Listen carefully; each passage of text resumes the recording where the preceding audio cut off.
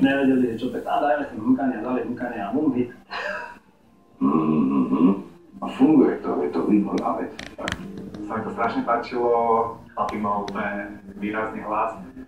A myslel som, že budú pokračovať ďalej chlapci, ale nejak proste, neviem, asi sa pohádali o honoráre.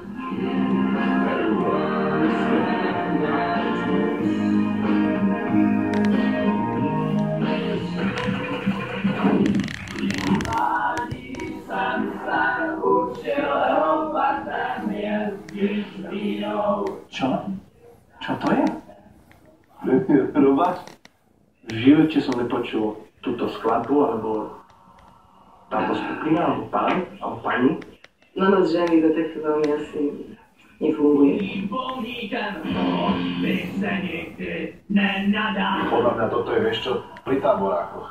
Jednoznačne. Z českej hudobnej scény je toto to, čo ja mám rád.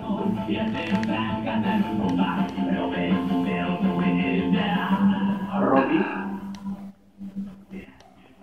Bavila nás skupina Premiér vždy na škole, to bolo, tiež si myslím, že to bola taká jedna hitovka riadna, lebo ten chalanisko ako bol veľmi sympatický ten spevák, ale nejak si ho veľmi nepamätám. Ja si nemôžem dovoliť takéto piesne, je to krásna lyrická pieseň, ale predsa len je taká pochmúrna.